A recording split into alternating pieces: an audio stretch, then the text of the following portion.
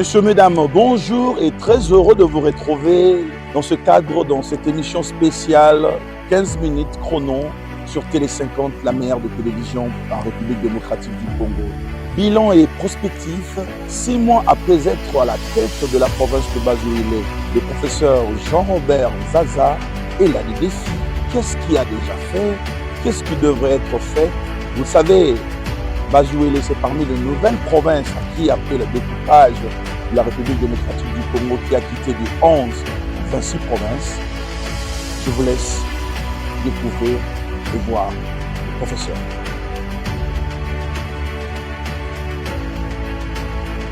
Merci beaucoup. 6 mois après, c'est vrai qu'il faut un bilan. Peut-être que je ne suis pas la personne indiquée pour le faire, comme vous l'avez dit. Je crois les journalistes, la population, les membres, les différents membres de la société civile, tout ça, pourront peut-être dire un mot sur ce que nous avons pu réaliser durant les 6 mois. Mais d'entrée de jeu, j'aimerais dire que lorsque nous sommes allés à l'Assemblée provinciale pour présenter notre programme, qui a été accepté par les députés provinciaux, nous avions remarqué que le Bazouélé est doté de nombreuses ressources naturelles et que nous avions demandé cette mission d'aller aider à transformer ces ressources naturelles en richesses qui pourront être distribuées équitablement entre les filles et les fils de la province de Bazouélé. 6 mois après, c'est vrai qu'il y a beaucoup de défis qui restent à réaliser. Et comme vous le savez, la province de Bazouélé est l'une de celles qui est complètement enclavée.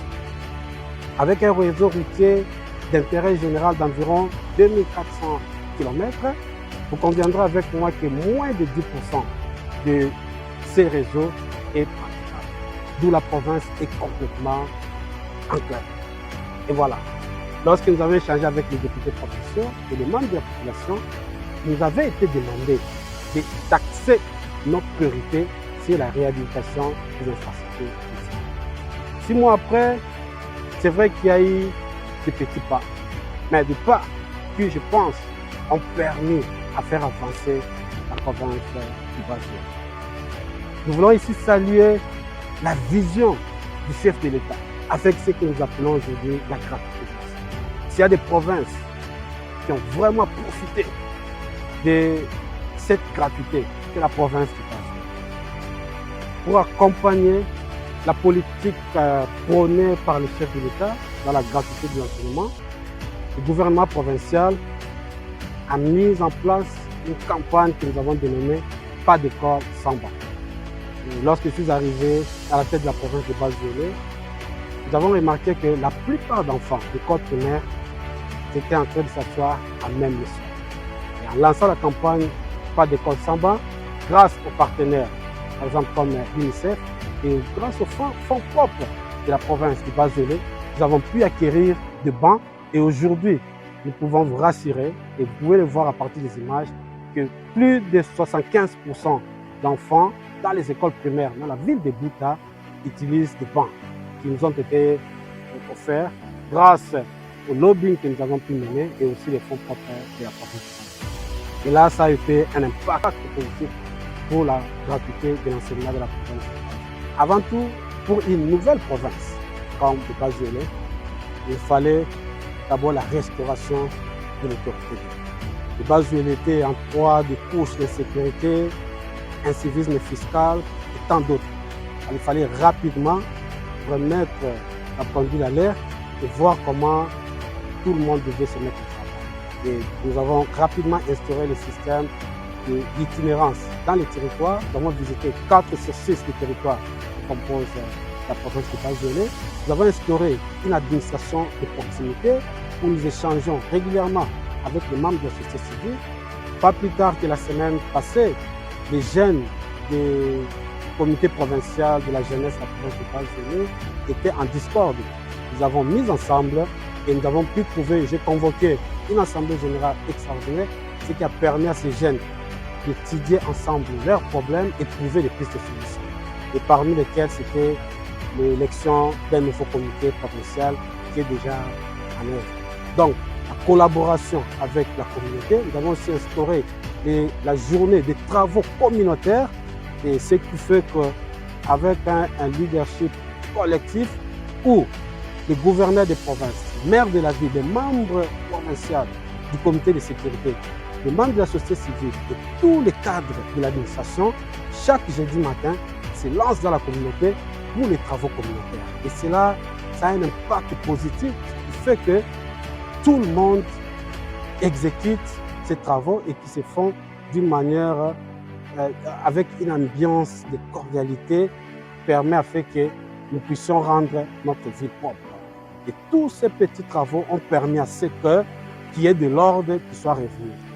La province de Bas-Zelé est parmi celles qui est restée longtemps oubliée. Et nous avons institué ce que nous appelons le désenclavement médiatique de cette province. D'entrée de jeu, nous avons pu acquérir une station radio qui a été remise à la RTNC. Et aujourd'hui, la population de Bas-Zelé peut suivre les informations de la République démocratique du Congo, ce qui permet la formation et l'information de toute la population. Et au mois de mars et avril, nous projetons ouvrir aussi une télé, et ce qui sera une première pour la province de Bas-Zelé. Ce sont des moyens qui pourront être utilisés pour permettre l'émergence de cette nouvelle province qui est dotée de richesses, des ressources naturelles innombrables. Je prends l'exemple de la couverture forestière de cette province qui est environ 10% avec une méga biodiversité, bien que jusqu'à présent, cette province n'en tire pas encore plus. 6 mois après, la province de Bas-Zelé continue à se rechercher. Il y a une volonté collective des filles et fils de cette province d'aller de l'avant et de faire émerger cette nouvelle province. Comme je le disais en amont, le réseau routier d'intérêt général de la province de Bas-Zelé est constitué d'environ 2400 km et la province est complètement enclavée. Il y a 3 axes vitaux, l'axe Isiro-Bouta, Bouta-Ndou et Bouta-Isanga. Avant d'attendre l'appui du gouvernement central, nous avons pu lancer les travaux grâce à la contribution de certaines filles et fils de la province.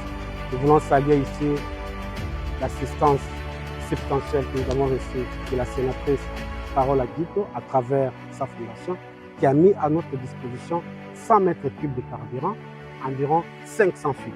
Ce qui nous a permis d'attaquer les chapelets de bourbiers que nous appelons communément morgue. Ça s'est dénommé par la population. Et aujourd'hui, je vous informe que dans 1 ou 2 semaines, cette partie sera praticable.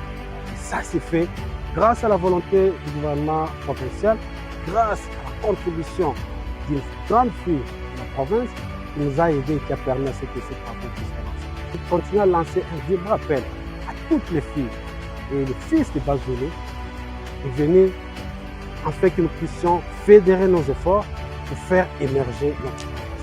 C'est effectivement ce qui se passe maintenant au niveau de la base, où nous ne pouvons pas simplement attendre ce qui va venir du gouvernement, mais déjà sur place, nous pouvons faire quelque chose. Et nous continuons avec ces infrastructures parce que les 2 axes vitaux qui restent, Kisangani et Ndou, Bondo-Ndou, constituent un secteur clé pour l'émergence de notre province. Et nous savons que la réhabilitation de ces infrastructures permettra à ce que nous puissions relancer le secteur agricole. La province de Bas-Zelé fut un grenier agricole pour la République démocratique. Ancien grand producteur de coton, de café, d'huile de palme, et aujourd'hui toutes ces activités sont à l'arrêt. Nous avons institué une journée spéciale agricole dans la province où tous les membres de la communauté, que ce soit secteur privé, public, se rendent dans leurs champs. Nous avons tous des champs, c'était pour promouvoir l'agriculture familiale. Et je vous informe, pour la première fois, le prix d'une botte de fèves de manioc est resté à 500 francs. Alors que dans les années passées, lors de la saison sèche, ce prix galopait jusqu'à 1500 et 2000 francs. Et aujourd'hui, il y a une diversité de légumes. Dans la ville, je pense que chaque parcelle, vous trouvez au moins un champ. Des cultures comme les pastèques, les choux, n'importe quel légume sont aujourd'hui produits dans la province de Bas-Zelé. Et les filles et les fils de Bas-Zelé peuvent voir qu'avec l'agriculture, il y a beaucoup de choses qui peuvent être. Mais comme je l'ai dit tantôt, la réhabilitation des infrastructures routières constitue la clé même pour désamorcer ces développements. Et nous saluons ici la présence de quelques partenaires qui se lancent dans l'agriculture agro-industrielle, bien entendu dans des conditions encore un peu difficiles. Nous citons par exemple la société Païd qui acquit la société à l'époque Codenor qui fut un fleuron de notre province. Et cette acquisition, je me permets quand même de le dire, a été faite d'une manière moins transparente. Les difficultés, c'est vrai. Il y en a, par exemple dans le secteur économique et financier, nous constatons qu'avec la part sociale qui a été réservée à la province du Bas-Gelé, et du coup, cette part a été diluée de 25 à 7%, et ce qui constitue, nous pensons qu'il faudrait qu'il y ait de rééquilibrage des choses, équité et d'une manière de justice, afin que toutes les parties prenantes puissent se retrouver. Parce que là, nous voulons, quand il y a une société et des firmes qui viennent, il faudrait que ça soit gagnant-gagnant. Les actionnaires, la province et bien entendu la communauté locale. Ça, c'est vraiment un appel. Nous avons besoin d'investisseurs, des gens qui vont venir travailler avec nous, mais dans un partenariat gagnant-gagnant, qui va profiter.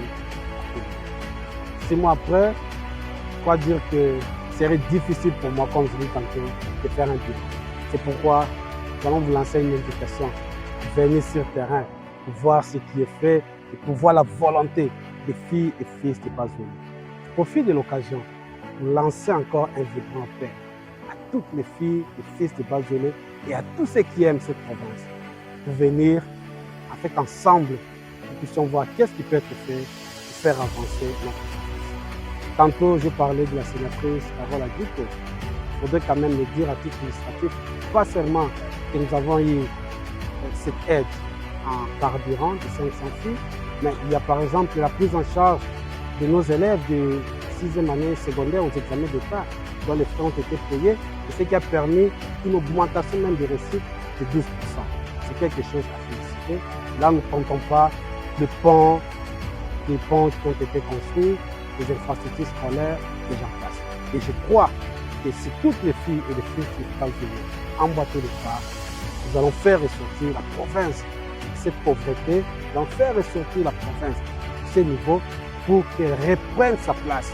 Et vous le savez, la province de Bas-Gelé, sur le plan alphabétique, c'est le numéro 1. Et je crois notre place, grâce aux ressources naturelles qui regorgent cette province. Nous pensons que nous allons reprendre notre place pour être la plus grande province.